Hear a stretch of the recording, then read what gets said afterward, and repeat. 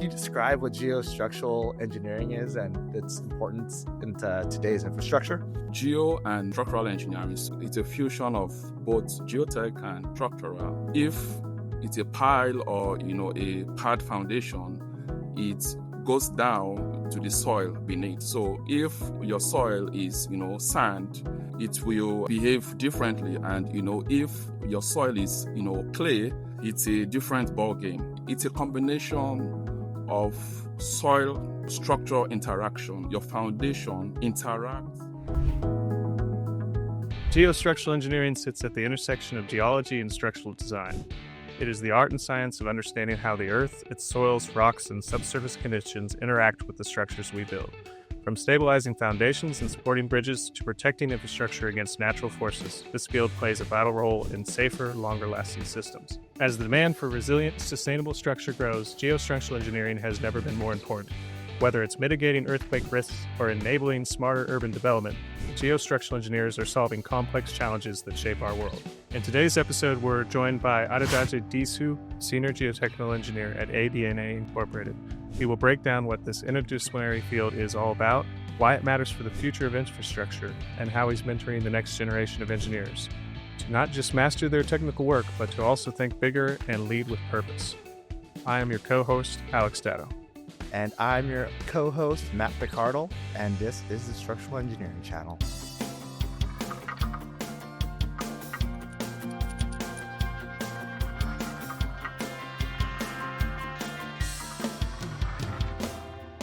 So, Dr. Disu, can you tell us a bit about your background, what inspired your career to go into geostructural engineering, and how mentorship has shaped your career path?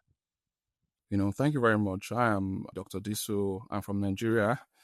I came to the US in 2018 for my Ph.D. Geotechnical Engineering, SIU Carbondale. So, I'm about 7 years in the US now. I'm married with, 3 kids. Yes, I'm married with 3 kids, and I work with, ABNA Engineering in, St. Louis, Missouri here. So I've had about 15 years of, work experience, both, back in Nigeria and,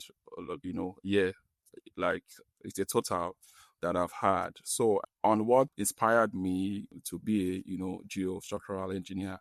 So as a boy, maybe age 9 or 10, my dad of blessed memory was an engineer, right? He was a, civil engineer too. So as a boy, I'll go to his, library, check out his books and all that. And, that was how, the love and the passion for, civil engineering came about and all that. And, the rest is history. So, and if I look back now, I can say that it was the right choice that I made, to go that path of, civil engineering and, geostructural, which is a combination of both, geotech and, structural engineering. So it's a fusion of 2 fields that are, maybe I would say underrated. Most people don't know what it is.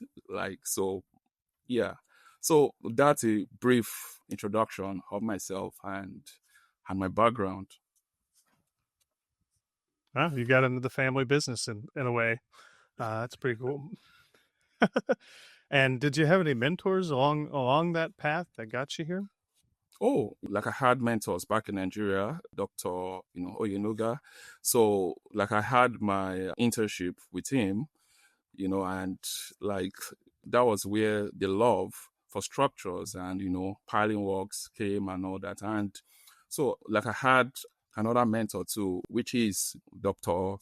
Akintilo back in Nigeria. So he's the CEO of one of the leading, firms, back in Nigeria. So I was with him for about 9 years before I came to the US for my PhD, So he was my mentor in the field. So, like I, worked on, lots of, projects under him, piling works. And yes, so it was very good that I had mentors, because if I didn't have mentors, maybe, love, drive, and a passion that I have would have just faded off, right, along the way. So, but the mentors that I had made it like I had to walk on a path which they, kept me on a path through the journey. And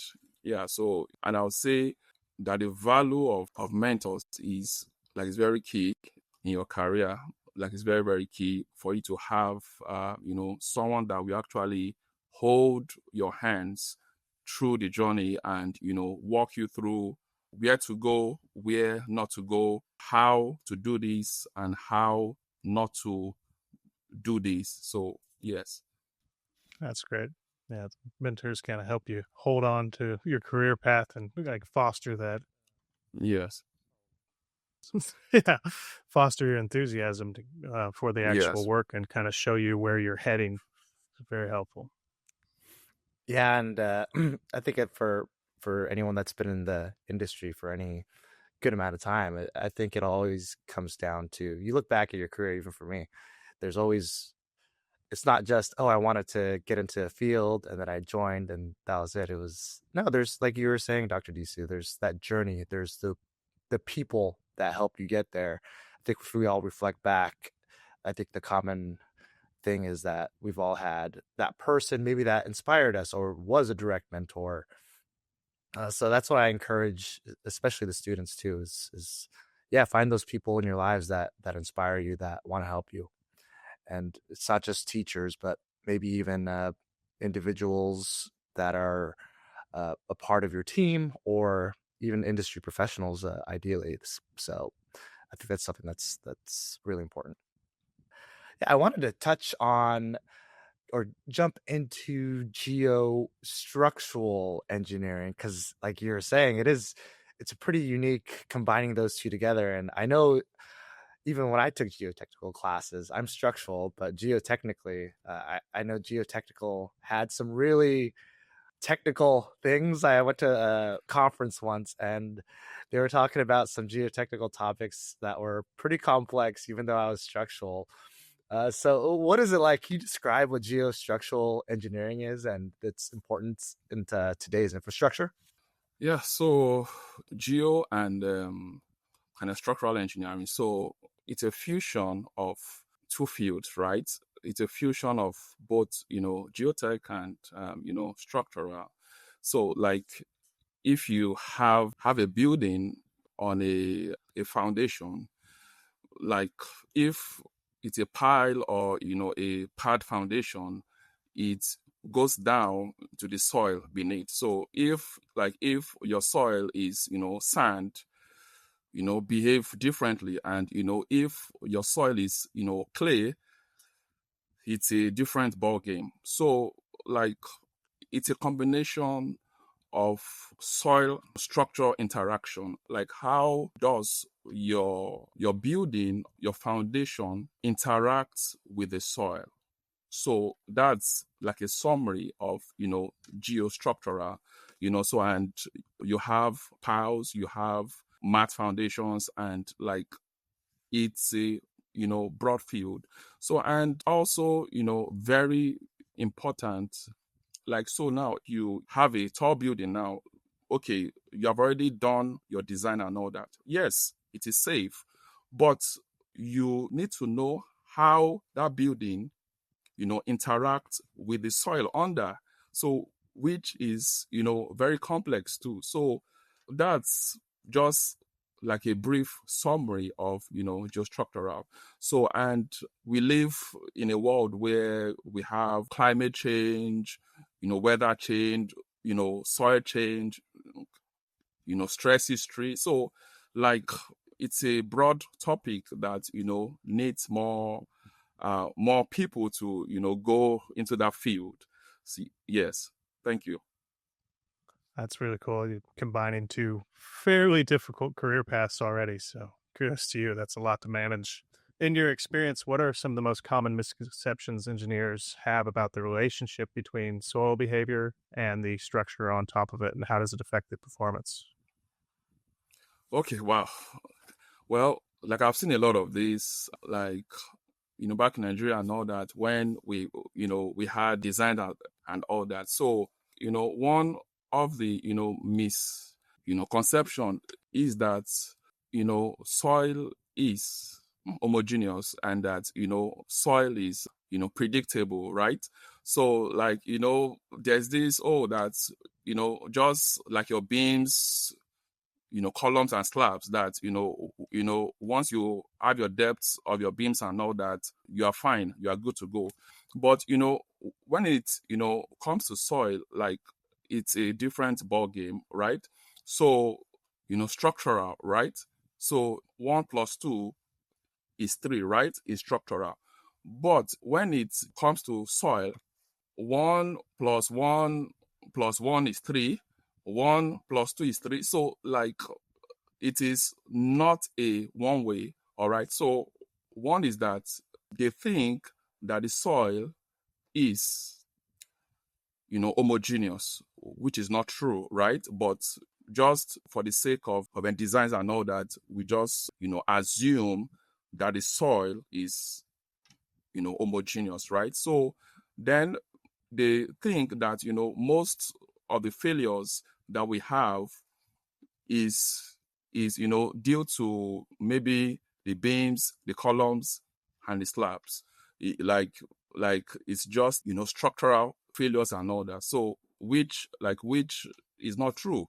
So like the Tower of Pisa, this leaning Tower of Pisa that had a tilt and all that. So it's was a function of the clay soil that was under the building, which had a lot of consolidation of the clay soil under that made it to tilt and all that. So most people think that most of the failures that we have are due to structural failures, but most are some of the failures due to soil failures, due to change in soil moisture content, stress pattern and all that. So it's a complex, ball game that, we need to be careful when it, comes to soil. But if it's just beam, slab, and the columns and all that, I mean,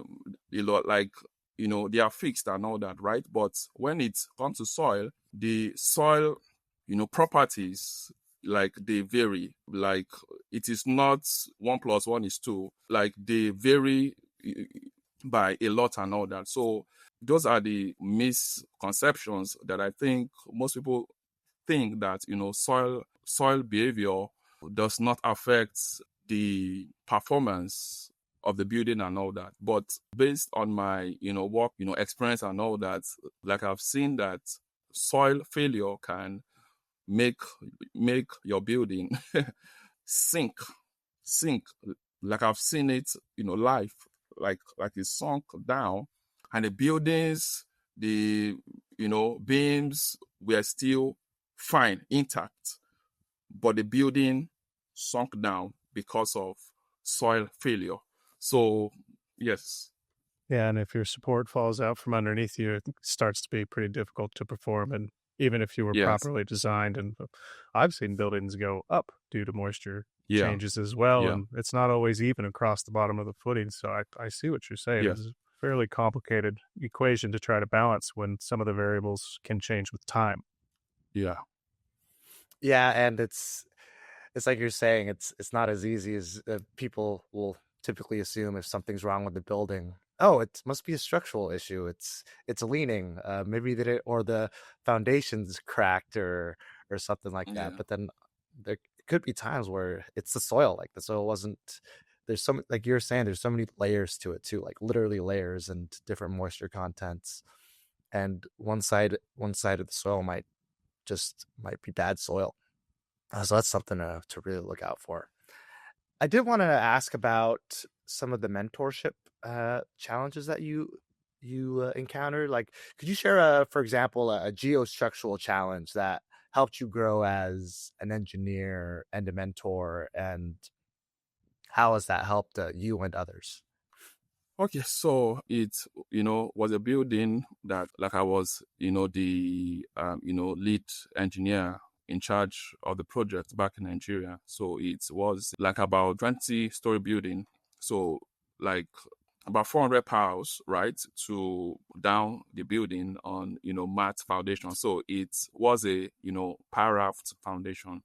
So when we actually got the soil report and all that, what the soil engineer put there was that the piles should be terminated to like about 43 meters, or like down below the ground level and all that. But when we checked what soil we had at that depth and all that, like we saw that it was clay, soft clay, stiff clay and all that. But we said because of the height of the building, and we had a lot of wind loadings and the pressures, like that will cause tilting moments, like at the base of the foundation and all that. So we had to go deeper to about 55 meters down to get dense sand, right? Medium to dense sand, which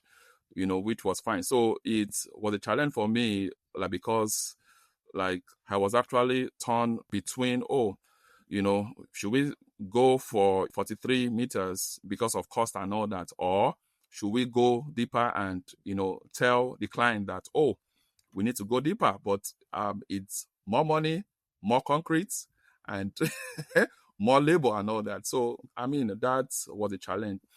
Okay, so like that went and all that. So we all got a site and all that.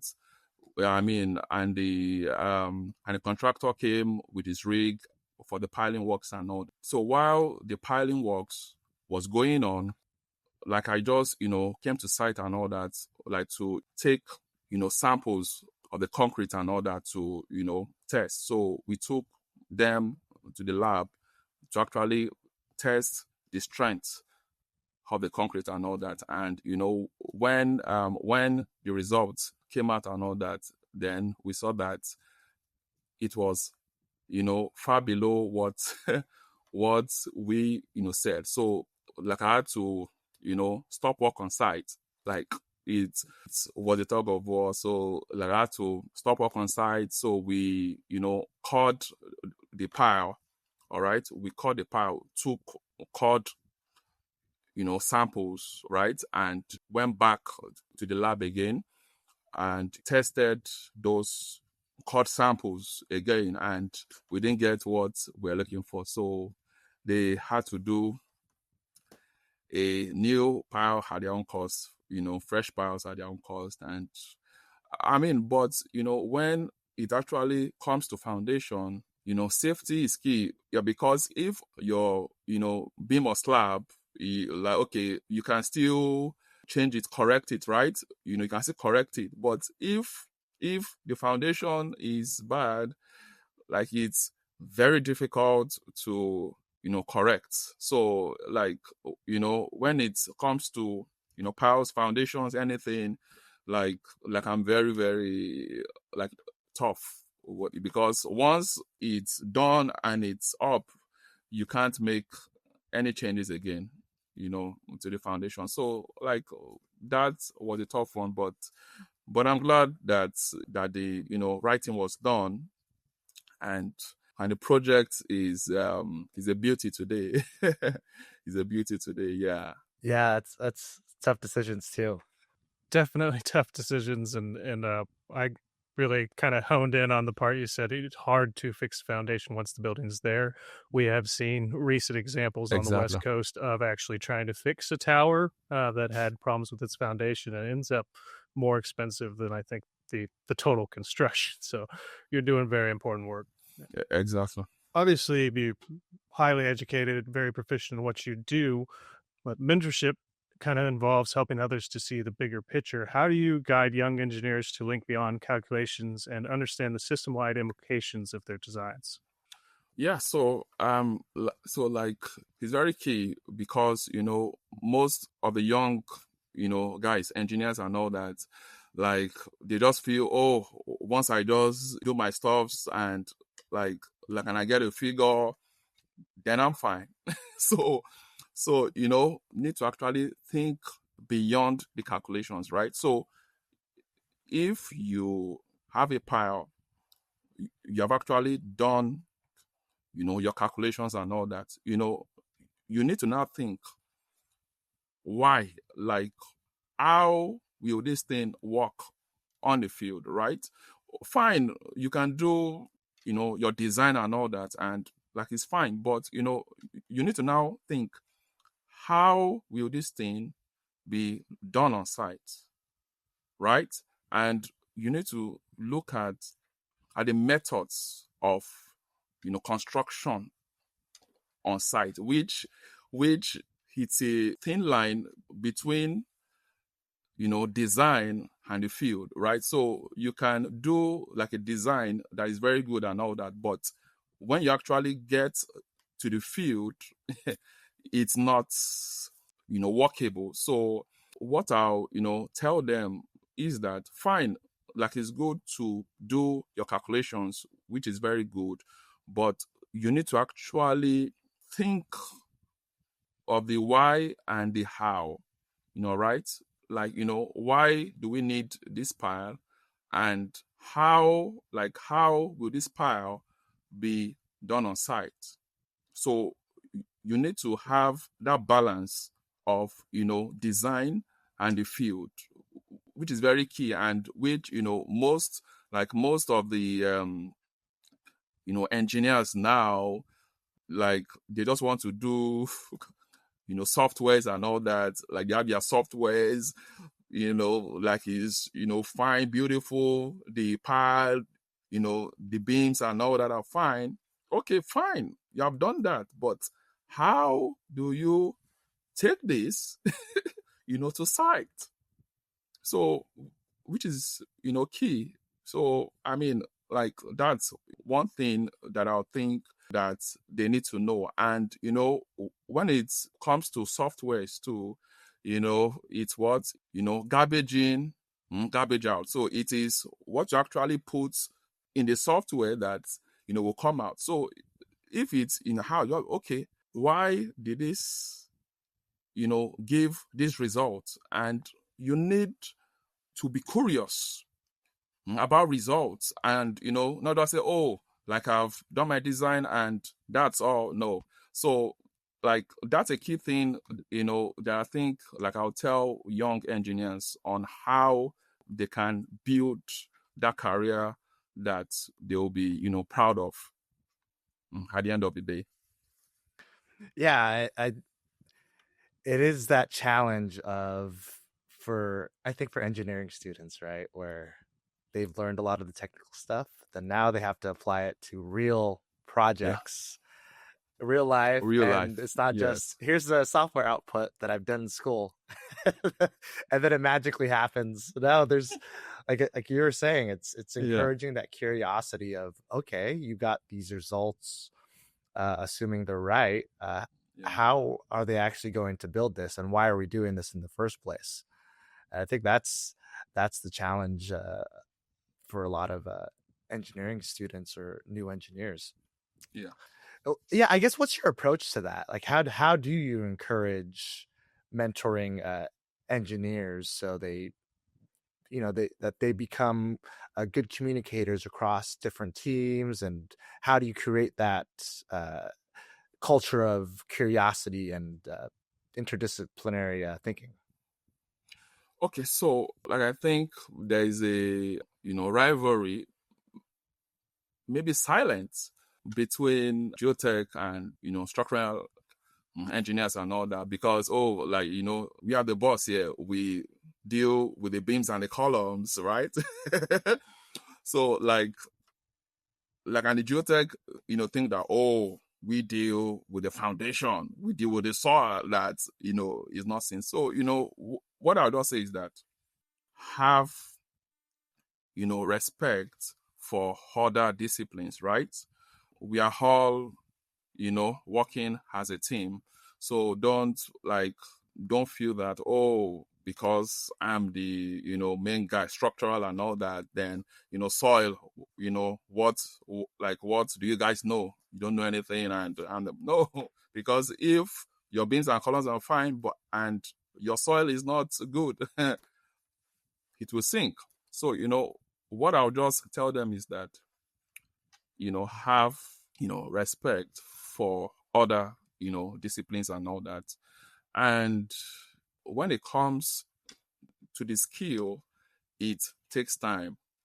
Don't be in a hurry to, build it. It takes time, patience to learn the ropes, right? Like now, like they are in a hurry. They want to do a lot of things fast, but you need to be patient with your mentor and learn the ropes well. All right. And then also, third one is ask questions. All right.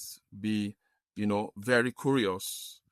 Like, so there's a balance actually, because if you ask questions, someone, they may think, oh, what is it? What is it? But I mean, that's why we are, engineers, right?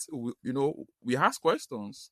Why is that beam like that? Why is that pile this way? Why is this way? Why is this way? So you need to ask, questions on, why things are this. And, you will get answers, right? You will get answers, or you can, go deeper to research about it. So like if you say, oh, why is this thing this? And maybe your mentor doesn't tell you and all that, then you can now go further to research about it. Oh, why is that being like that? And you will get answers if you go further to research about it. So, like, those are the things that I think will help younger people, or, engineers that are, upcoming. Time, patience, be patient, to learn the ropes under your mentor, which is very, key. Yeah, those are great points. I know I like the thing you said about the respect of the disciplines, because yes, everyone's, the structural, geotech, architects, construction team, Yeah. every, Yeah. I think it is one of those industries where it is like a team effort, where every discipline is so critical, so important, and everyone Yeah. takes pride in what they do, because everything that they Yeah. do is important. You can't have Yeah. one without the other, right? Yeah. You can't have a structure without the Yeah. geotech, and Yeah. you can't have a building built without the Yeah. general contractor and whatnot. So yeah, I think Yeah. that's great advice. I would agree. I think the better all the disciplines work together, it actually reduces cost, it reduces scheduling, it reduces risk. So I think that's a really good piece of advice. But my final question for you is, if you could offer one key piece of advice to engineers who aspire to become technically strong and effective mentors in this field, your field, what would it be? Well, what I'll say is that you need to actually mix skill with the field, right? So like, it is good to know the designs and all that, but you need to have field experience, which is a different ball game. So you can know how to design a pile, you can know how the software is, but you need to have field experience. You need to know how the rig drills the pile, how the cage is put into the hole, how the concrete is poured through the pipe, tremie pipe, And, like you need to, have field experience. So like that's one key thing that I'll tell younger, engineers, because I think now most of them, like, they don't want to be on the field. They just want to be in the office, run all the designs, softwares and all that, run them, and I have a good design. But field, skill will give you that edge. It will, give you that edge in your career and all that. So please, whatever you do, just have field experience. Like, it's very key. I like it. Yeah, I could not agree more. I think until you go actually see what you're putting on paper, you don't really understand quite the magnitude or the importance of what you're doing.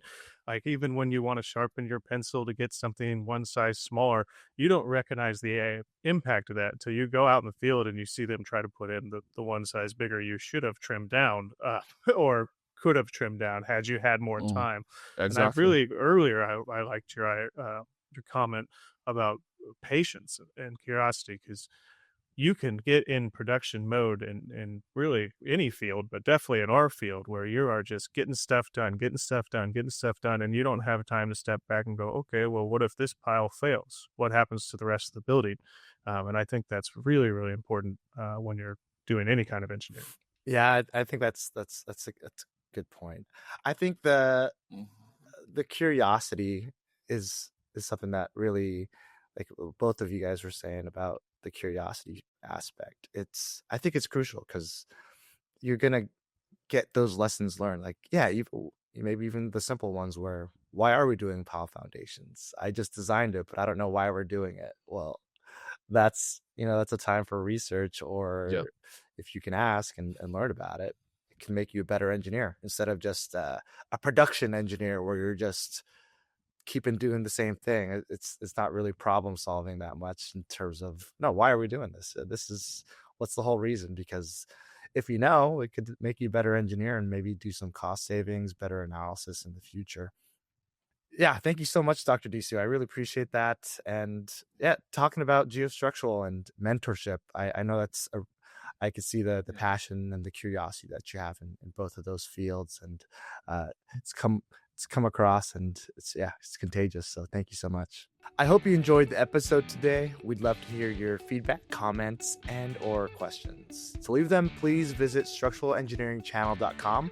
There you'll find a summary of the key points discussed in today's episode, as well as links to any of the resources or websites mentioned during this episode.